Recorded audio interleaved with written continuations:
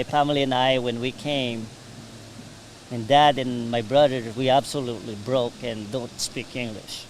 That's 37 years ago. Really? This is the Real Food, Real People podcast. So late last summer, somehow I got my hands on a 25-pound box of fresh Washington tomatoes. They were amazing. And on the side of the box, it said Imperial's Garden.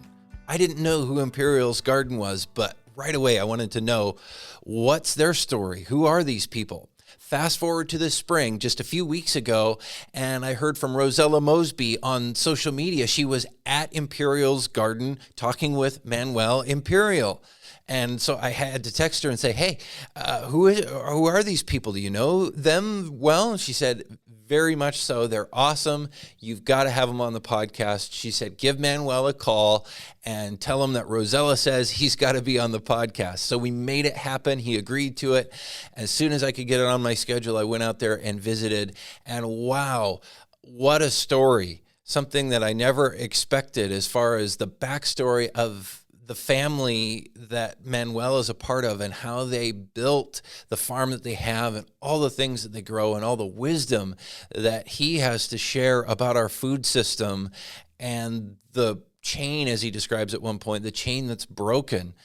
You're really going to enjoy this conversation. You're going to get to know a lot, and we have a lot of laughs along the way too with Manuel Imperial of Imperial's Garden, again in Wapato, here on the Real Food, Real People podcast, where we are sponsored by the Dairy Farmers of Washington. wadairy.org is their website, and we would love for you to check them out online. And they're inspiring the desire for real local dairy. That's what they do. And you can check out a full virtual farm tour of Washington State dairies on their website, wadairy.org. Also, Mana Insurance Group, helping you prepare for your future and protect your future financially, not just picking up the pieces when things go wrong, but making sure you have a plan in place to protect your financial future and your family's financial future. Washington Red Raspberries also supporting the podcast. We appreciate their support for what we're doing. And we should also mention Williams, who has supported the podcast with a community grant to help us do what we do here. So without further ado, let's sit down and hear from Manuel Imperial. We go to Wapato, Washington, and Imperial's Gardens. So here we are on the farm in the middle of work day. What's going on around us right now? Explain. It's busy day. It's always we're busy this time of year. Spring, we're doing a lot of planting, cultivating, and we're harvesting asparagus. So you'll see a lot of plants all around us, and you see some few tractors moving around in and out. So. And you guys are packing asparagus right behind us over there, right? Yeah, we started asparagus about April 15th. We're about a month, we're packing asparagus, and it's a daily thing for hopefully another month, then we call it good. So how does that work? People in the field cut the asparagus and put it in bins, or what's the process? Yeah, the process is most of the guys started at 4:30 in the morning. Depends on the weather. If it's colder during the day, we start a little bit later, but if it's like been the last few days, it's been nice, between 75 to 80 degrees. They're starting early. Yes, they pick them, put them in their bucket, and then they drop them on those yellow tubs. Then we have drivers to go pick them up from groups because they basically by groups we pay them piecework. They came in, we weigh it for individual use, and my drivers take notes. We hydrocoal them on the side. They get cooled off, put them in the cooler, and then we pack them, hydrocoal it again, and then ready to ship. So it's like rinsing them with water to cool them down? Yes, sir. And that probably helps them stay fresh longer, right? Yeah, so it's asparagus, you got to get the heat out, or else they wilt. Asparagus is water, basically. So when we pick these, we pack them today, ship them all over United States, Canada, all that stuff. We're loading today, going back to LA. So they go everywhere. So you want to make sure you get the heat out, keep them at between 35, 36 degrees, and they'll stay for a while. So where does your asparagus, you talked about all the different places it goes to. Where can somebody find your asparagus? How do they know it's from you? Usually you see my label, it says Imperial's Garden. You find them from almost all the stores in the Northwest. We do a lot with the smaller chain, like Super Ones, Yolks, Rosars, Fred Meyers, and all those guys. But when we get into the season, like the beds, like corn, tomatoes, and all that stuff, all of them we sell to. So they go mainly Northwest, but most of the asparagus go to back east that I grow. Where else is asparagus grown? I know a lot is grown around here, but where else do they do it? I heard that they used to grow a lot in California, but they don't anymore. California is maybe less than 1,000 acres left. Used to be 50, 60,000. They're Wow. basically disappeared. A lot of the asparagus now is coming out Mexico and Peru. Peru is really heavy on them. Mexico, they almost, I'll say 9 months out of year now. Used to be the only seasonal. So they're pushing their season a little bit longer. And it's causing local asparagus grower really headaches, basically. Because when you bump in with them, you can't really compete with them. Why is that? Why can't you compete with that asparagus? A good example is Mexico pay a day per worker. We pay by pound per worker. So if you pay X amount of money here, and they're paying say $12 a day there, and I'm paying. That's it? That's it. 12 to 15 bucks max. And plus they have unlimited resource of workers. In Yakima, Washington, we have short workers. You beg for them to come and work. That's a big difference. And people in Mexico are making $12 a day. How much can your workers make doing, picking asparagus or working in asparagus here? Well, I gotta go to my calculation in my head. Average, say 350, 400 pounds, maybe 500 pounds a day. I need to look. You probably average $200 to $300 a day. So more like 20 times as much money. Oh, it's unthinkable.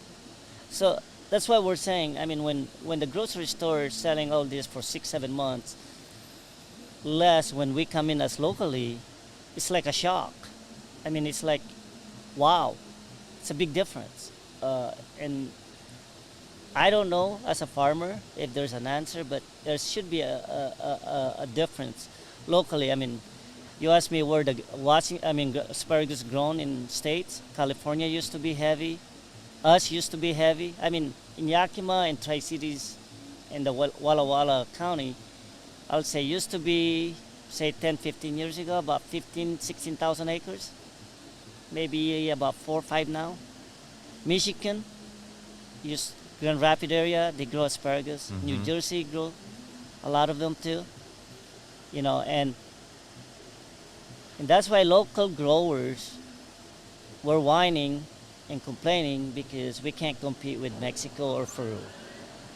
It's crazy to think about that can be grown so much cheaper that far away and then hauled here.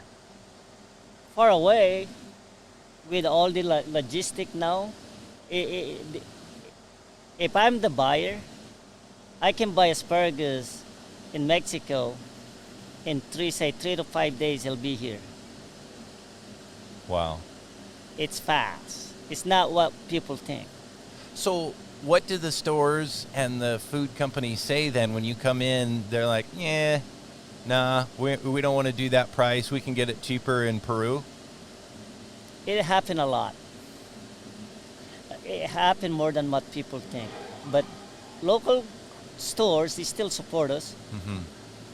But we gotta ask the consumer that there's gonna be a shock when local comes. It's a shock on the price because Yeah. it will dictate local price compared to the Mexico Peru price. I mean, because it's just the labor it just costs us so much. What's the difference in the product, would you say? Is your asparagus better? It's always better locally because you're if like I told you 4 to 5 days transportation. By the time they pick it, you're about 10 days out, right? Mm-hmm. So asparagus is one of those things. Every day you lose the freshness of the product. Yep. Every day, Yep. asparagus, cherries, or anything that you grow. Yep. Because the farther they travel, the farther you lose. It's called they get dehydrated. Mm-hmm. But the asparagus that you locally, they're always sweeter. And we do all the food safety stuff too. That you know this stuff, it's good for you. It's not like we just grow them and throw them in there and just start coming up every day. Do they follow those rules though in Peru or Mexico or wherever else? I've never been on the farm down there, so I cannot tell you. I mean, every country has separate rules, right? Yeah. I mean, I think, yes, they can ban them, maybe. I don't know. I can't say or nay. I don't want to, I think it's the only thing I know that they have advantage than us. They have unlimited workers. They pay $12 to $15 a day. I got to fight with my orchard neighbors, my hop neighbors, and my farm, row crop farming in United States or in state of Washington is probably one of the hardest farm that you cross to. Yeah. It's a non-stop work. It's quiet here, you see right now, but if you come here July 10th through September, it's like a zoo. Yeah. This place is full of with watermelon. That place is full of corn, tomatoes, bell pepper. I mean, we feed a lot of people. A lot of people. A lot of people don't really realize that when we, as a farmer, row crop growers, we don't get a lot of, what's that called, respect, I guess? Or we don't even exist sometimes. If you look, people think that the farm orchard, hops, cherries, apples, they promote those things so heavy. But if you go to the stores, 60-70% of the product you see, it's on my farm. You gotta have my tomatoes, you gotta have my corn, you gotta have all the stuff. The thing is, it takes a lot of people to pick it. Yeah. This year, a lot of my big account, they tell me to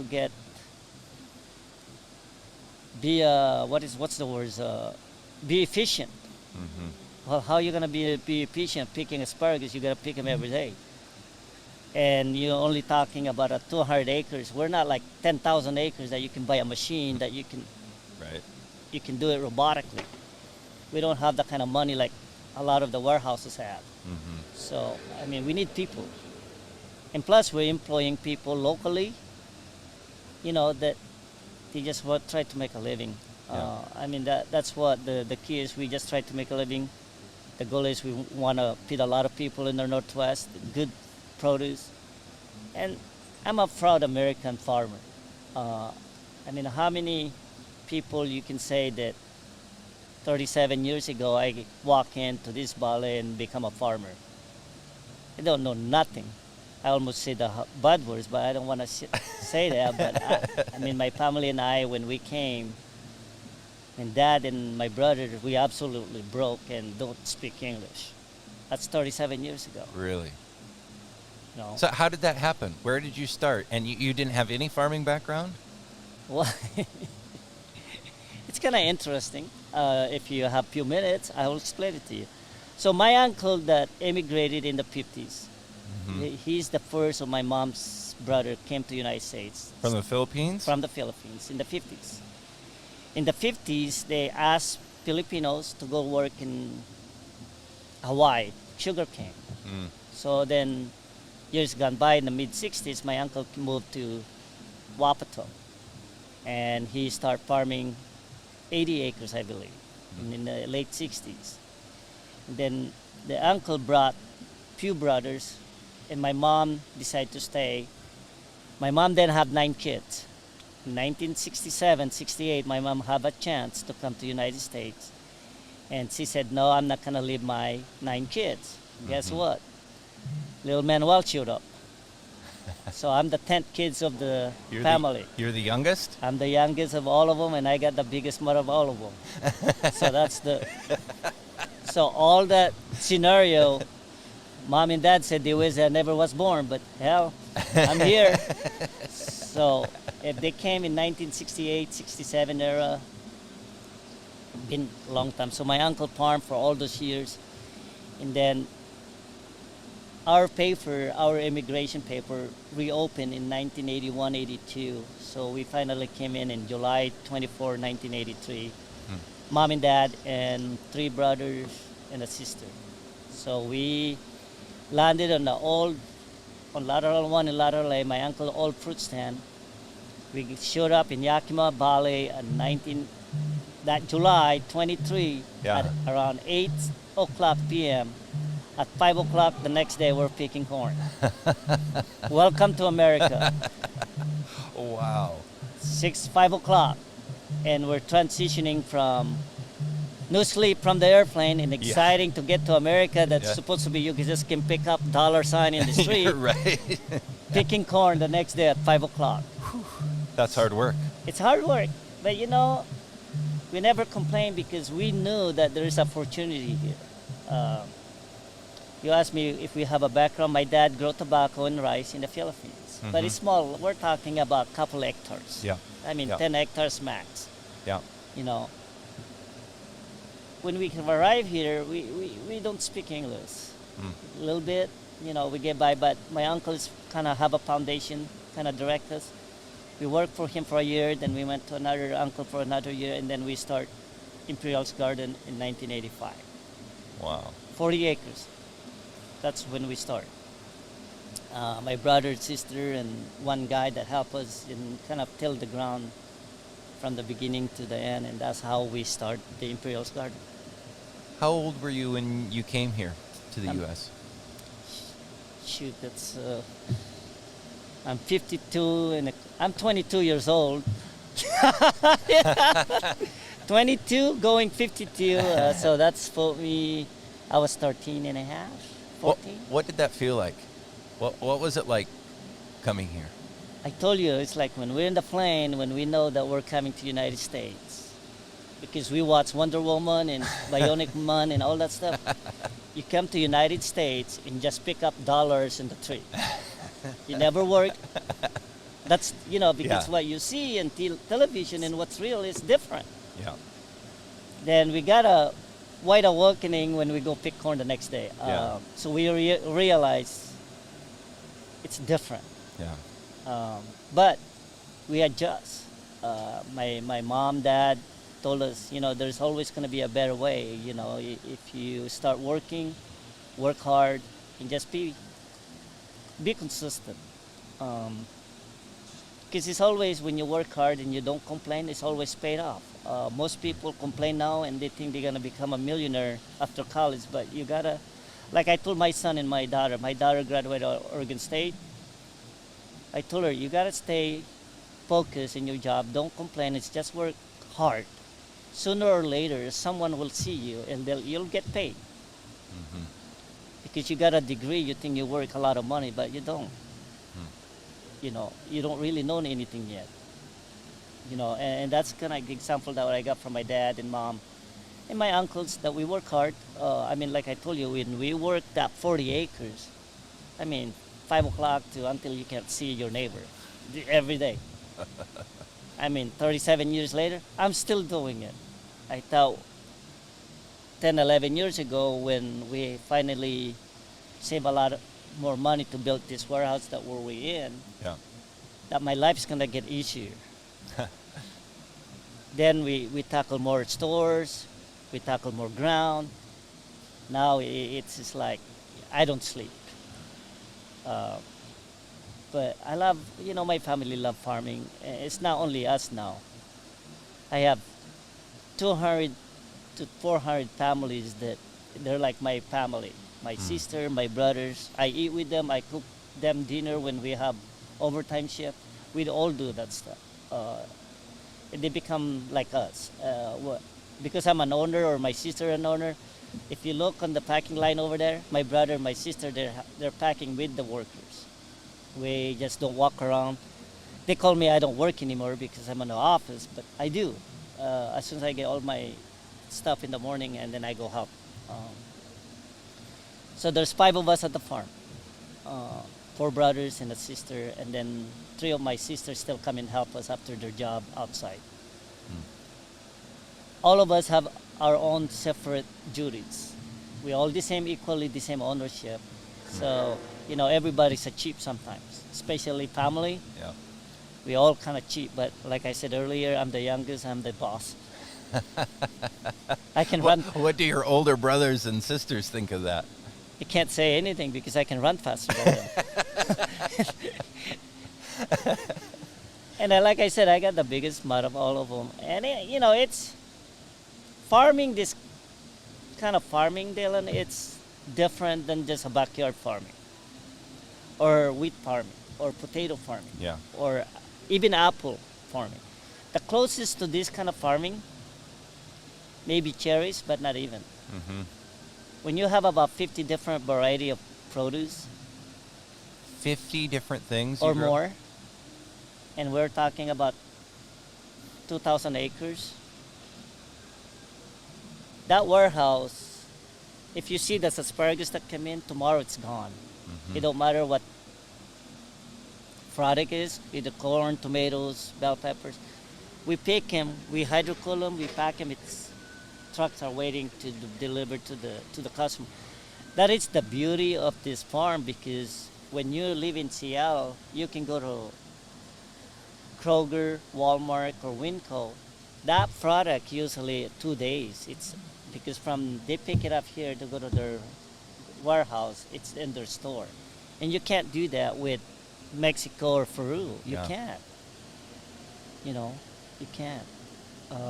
That's how the farm works. So I dealt with like this, and then my brothers deal with the workers. My other brother do the tractor driving and all the harvesting, and my brother do all this packing, food safety, and my sister hold the check. So that's how the farm kind of structured. Yeah. Why do you do it? You say you love it. Why? Somebody gonna grow produce for you guys. Yeah. Somebody's gonna grow food for Americans. Remember, there's 330 million Americans, that's what they say, but I'll bet you there'll probably 360 million. You look around California, their vegetable grower is disappearing. Yeah. Georgia, Florida, Michigans, all these called row crop growers states, Yeah. they're disappearing.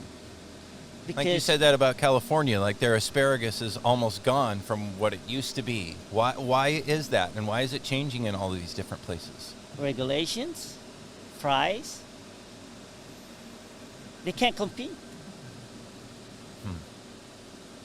They can't compete. Cukes. Used to be California's the biggest cukes growers in the nation. Mm-hmm. I'll bet you they don't even have 500 acres left. They can't compete. Beans. Nobody grow down there green beans. Tomatoes, it's dying down. Bell pepper, it's getting to the point that a lot of these growers like myself disappearing because we cannot compete. South, there is no way. And we've been begging it should be a provision for our U.S. government that say, hey, when locals start, because we can't grow all year long like Mexico or Peru. Right.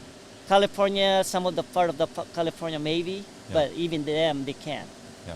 There should be a provision when locals start, they should be cut off. I don't know if that's possible Yeah. or not. Well, a lot of people say they want locally grown food, or food grown close to home, or food grown in the U.S., but it's going the other direction. There seems to be less and less of that. So what changes that? I mean, some consumers would say they would pay even more for their food, but does that not actually happen at the store? Yes and no, but stores is there for business too. And then remember, there's 6 major stores in the United States, maybe 8, Mm-hmm. but they compete each other. So it's America. You can't tell what one store do and whatever.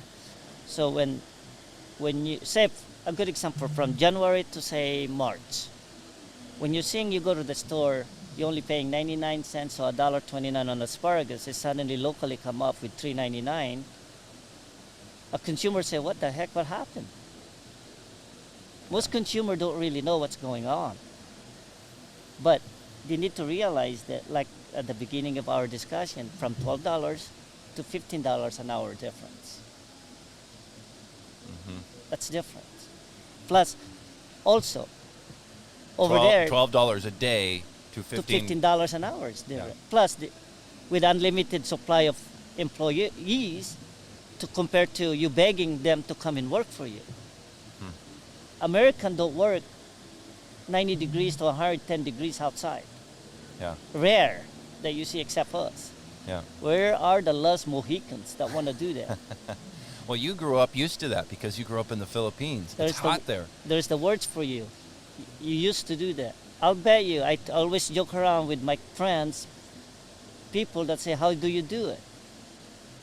And you ask me, why do I love it? Because there's only few people left. That's why I made the reference, the 330 million people. Yeah. If we don't wake up as American, seriously, no food. They say there's a million farmers in the United States. A million. Mm-hmm. You do your math. A million to a 330 million. Mm-hmm. Think about that. And the next generation, I'm 52 years old. My son would not come back here. My daughter will probably, how are you going to convince a kid to come in the farm, work 12, 16 hours a day for 50 years and no retirement and all that stuff? Yeah, we got all this building and everything, but you know what? I'm American, owned all by the bank. Yeah. Yeah. I mean, a lot of people not in the farm business, they think I'm rich because all this building, you know what? Call my banker. It's like I'm in the United States of America. Yeah. Deficit. Yeah. I mean, it's just the way it is. We just try to survive every year. But I hope with your help, what you guys doing, I think we can bring the awareness of people in the United States that, hey, we need people. We need farmers. What would it take for your kids to come back and continue on the farm? What would convince them to do that? What would have to change? The thing that I see, if the change need to be changed to protect farmers in America. It don't matter me, my kids, even my neighbors or the next neighbor state or whatever. They gotta have incentive to come back. Yeah. The future of American farming, you can't convince a kid to come in a farm. It don't matter my kids or the future. We're not talking about farming anymore in America. There's 3 types of farm in America, Dylan. You have the wheat farmer.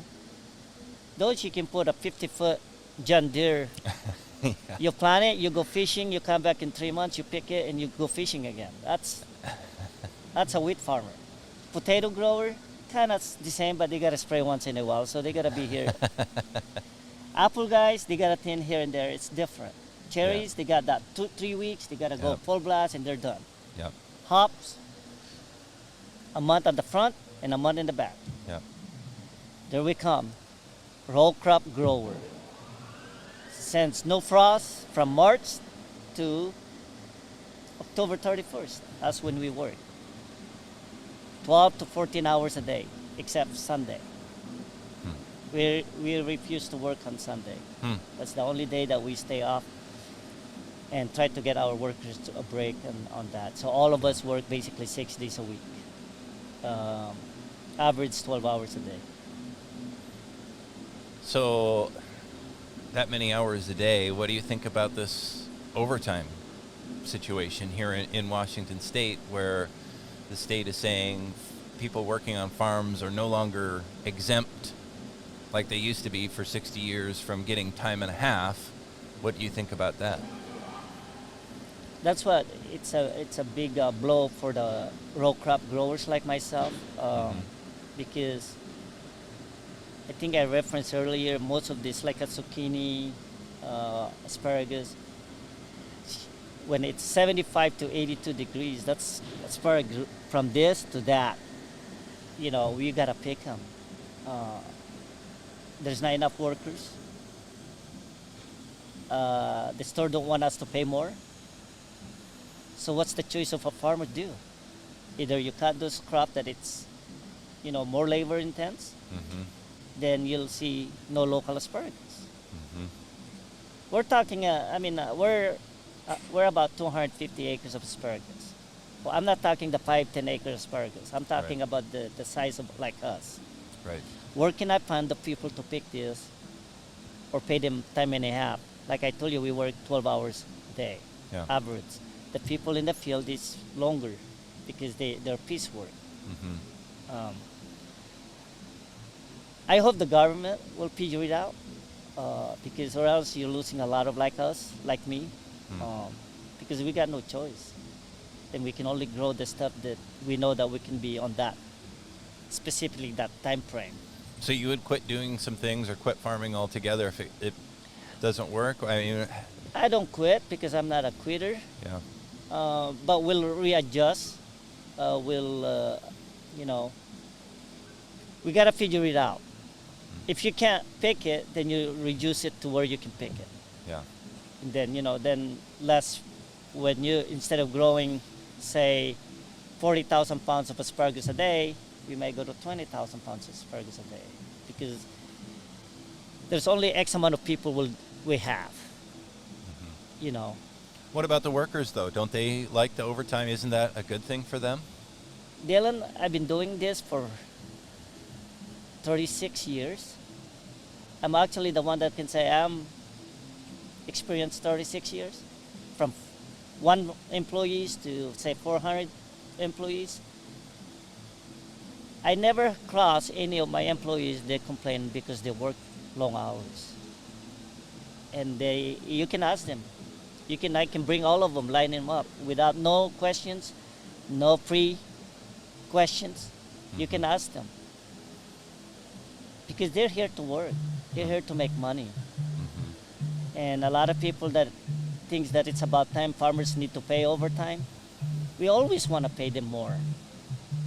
Please give us more then you tell to Kroger and Walmart and Winco and Safeway, Albertson to pay the grower more.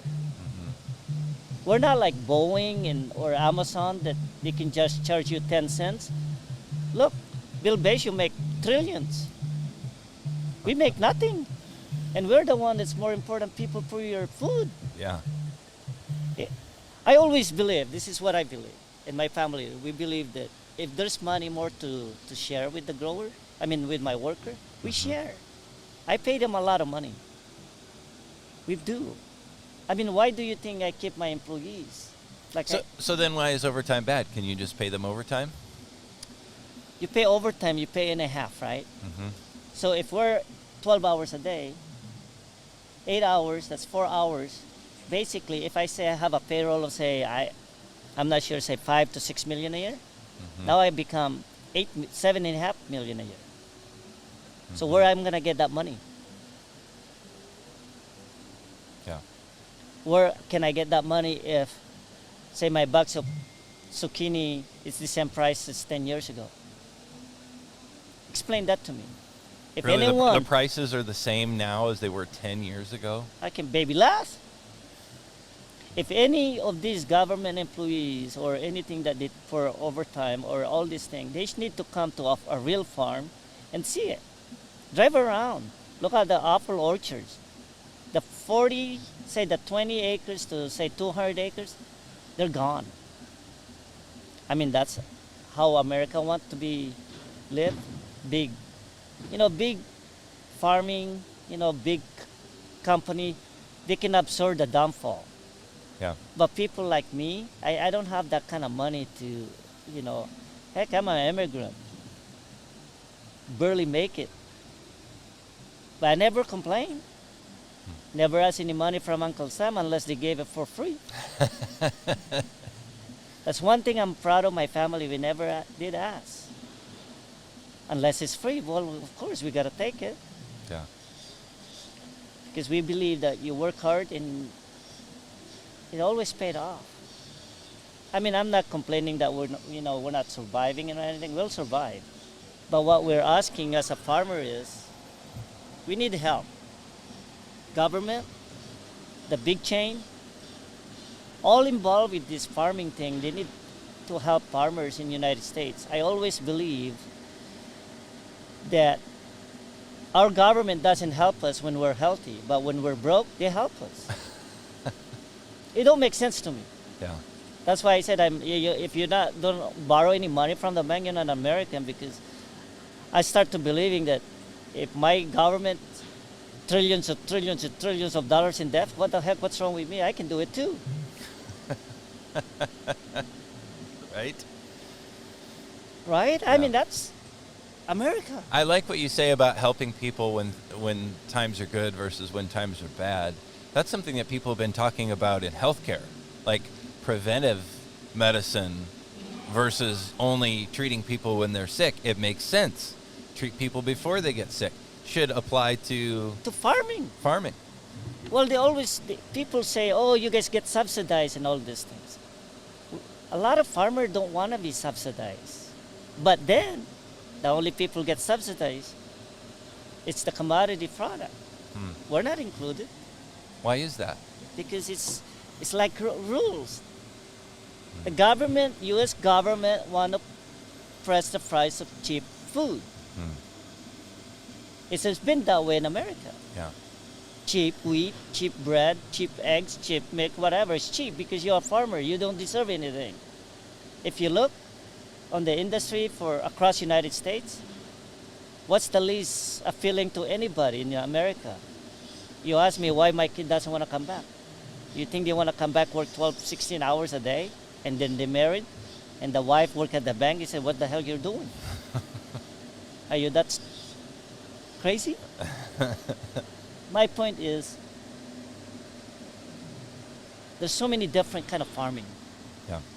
And a lot of people don't really understand that. And they think that everybody gets subsidized. And I understand that. I dealt with a lot of my neighbors, a lot of farmers. We're very independent people. Yeah. We don't like asking money from government if we don't need to. Yeah. But the government sometimes they don't help us when we're healthy. I mean, How can they do that? What would that? I mean, you're not asking for we don't ask for handout. for money. What could they do to help you? Regulate something from the border. Because you can't compete when you have a border that $12 to $200 a day. I mean, you can't. There's no way. And they have more. They can grow 365 days a year over there, and we can't. Yes, we need them. But I think there should be a memorandum or a tariff say, hey, when locals start, there's a base price that this is gotta be. And I don't know I'm right or wrong. I think we need to start looking at that. Look at this pipeline. The Colonial Pipeline, a good example for farmers. Yeah. Do we need to act when we're really there, or we need to act now when we that's why I always believe government need to help us when we're healthy, make everything it's working good for your local farmers. But don't help us when we're already broke, and then when it's everything broken, because it's hard to start. Yeah. It is. Yeah. I don't matter how big you are. You said earlier regulation was one of the things that makes things hard and is making crop farming, different crops go away from the U.S. How does that happen? What kind of regulations, and how does that actually make a farm go away? Dylan, when I started in 1985, you just go pick and put them on a box and you sell them.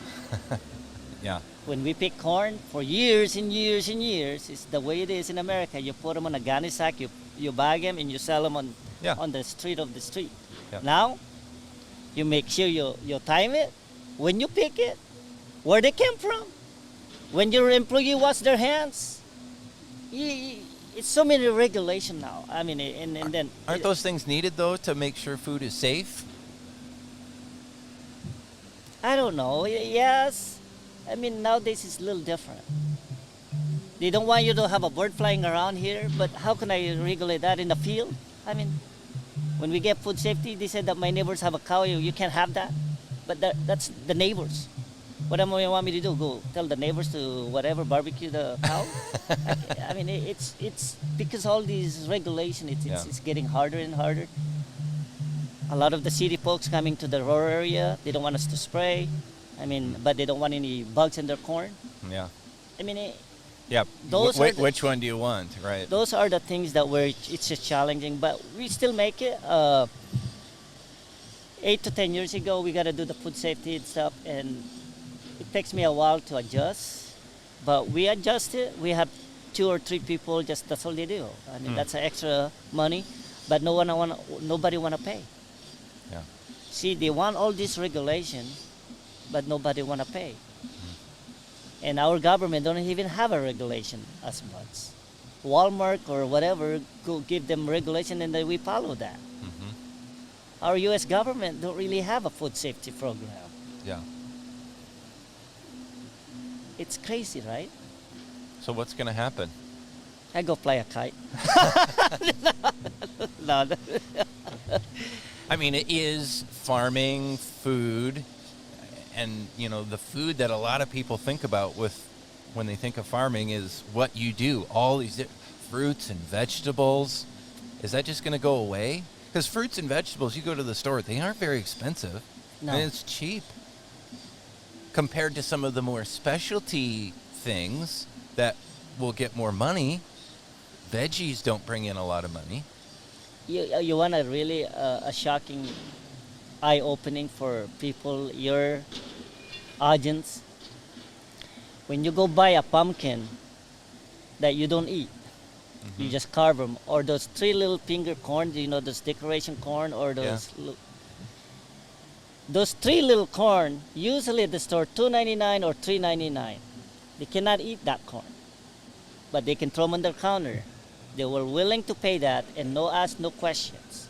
But if you sell them a corn by 50 cents each that they can eat, Full-size cob, people will complain. Why it's too expensive? That is an example of American. It's crazy the way they've been taught. Because an American, always cheap food. I still get people come over our fruit stand, say, why your corn is so expensive at 3 for $1? It used to be 8 for $1. That's mean that guy's been coming to my fruit stand for ages. Yeah. And I told him, do you see the cost of gas now since 1980? Or 2x4s nowadays? Yeah? It changed, right? But people in America don't change accordingly by food. There's an article in Yahoo yesterday that there's 2% on food prices. It's the highest ever. They're complaining now because it's 2% up. I was laughing. I said, well, finally, somebody's paying, raising these prices. Because or else you've got no food. Yeah. You imagine if we shut down growers like me, the entire United States, it'll be a lot of money. They're going to cost them more. Yeah. Or they just get it cheap from foreign countries, right? No, because most of those foreign countries run by American businesses. 99.9%. They can't go wrong. Big businesses, it's a business. Yeah. The only Maybe way, that's why we hear about the evils of, corporate farming, industrial agriculture. There are American companies that do that, but they don't do it here nearly as much as they do it elsewhere. Oh yeah, they're around. Like I told you, there's 8 to 10 big chain in the United States. Yeah. This big chain only deal maybe 10 the same guys and the middle guy, and then like me, they come to us. They come to everybody in Mexico too.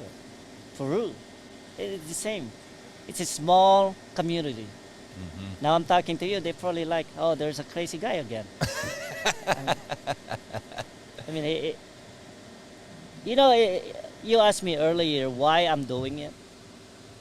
I'm kind of like, before I forget, I came to United States with nothing.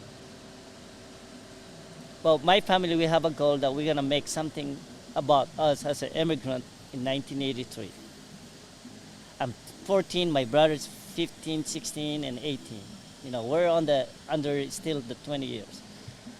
We all sit one day and say, we're going to work hard, and we're going to, there's opportunity here. We can make something out of it. Yep.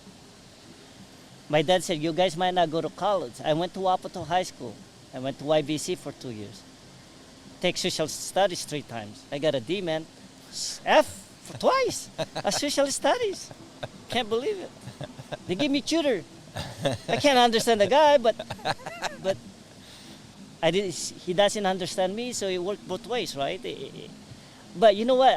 We didn't quit. My family didn't quit. We struggled here and there. But that's why I told my kids and my nephews and my nieces now, they all went to college. There's 29 of them. Wow. Out of that 10 kids, there's 25 nephews and nieces. Wow. 95% of them finished 4-year college.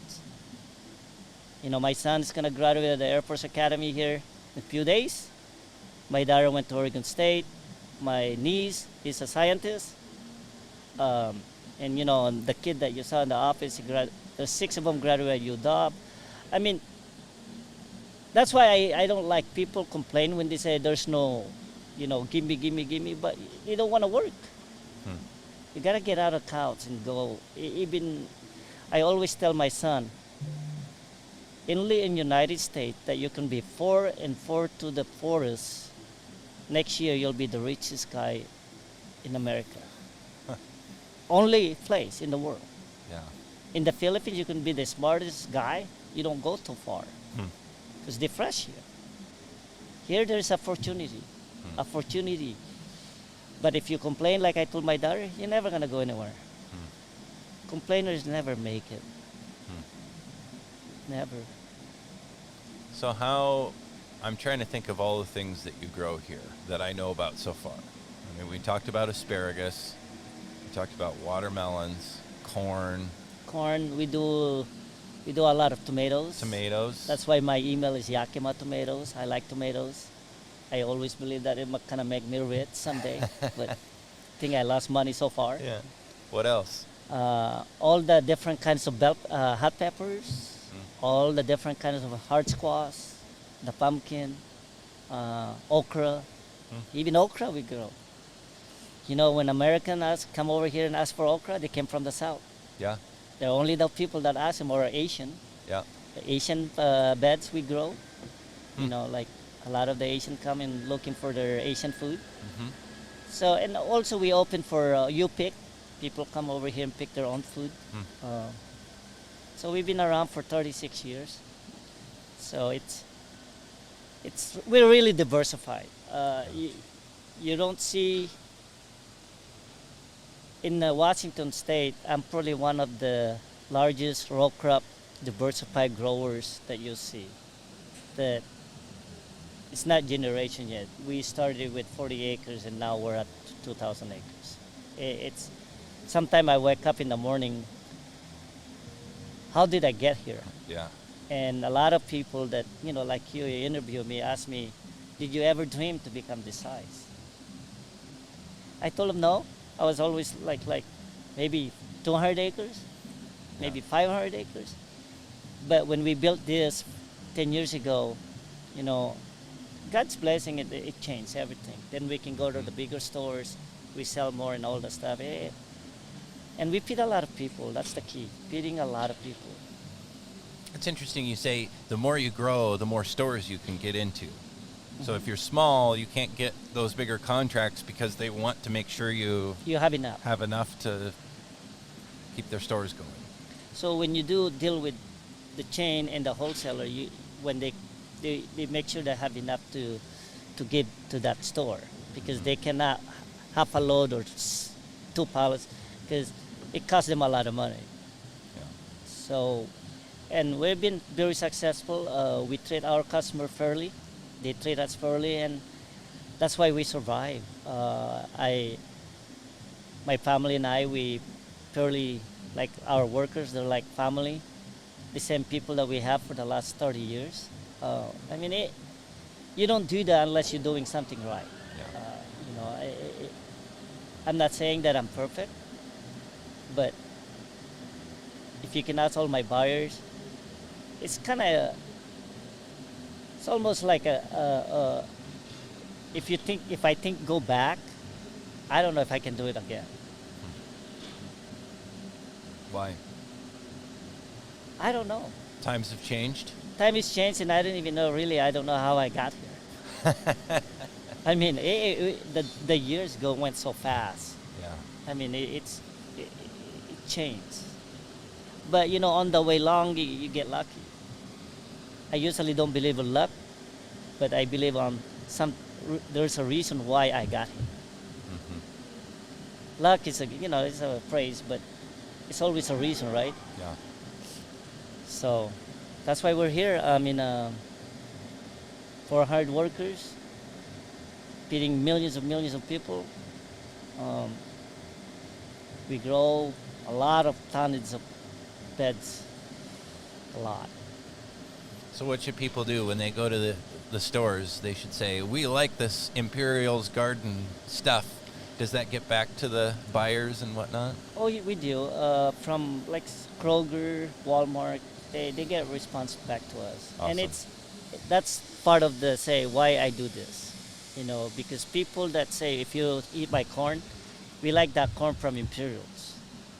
You know, because that's why I'm doing it. That's why a lot of farmers doing this. Because a lot of us is not the money. I mean, a lot of farmers are not the money. I can make more money, go work for a warehouse, just talking in the phone. Hey, Joe, how many boxes you need today?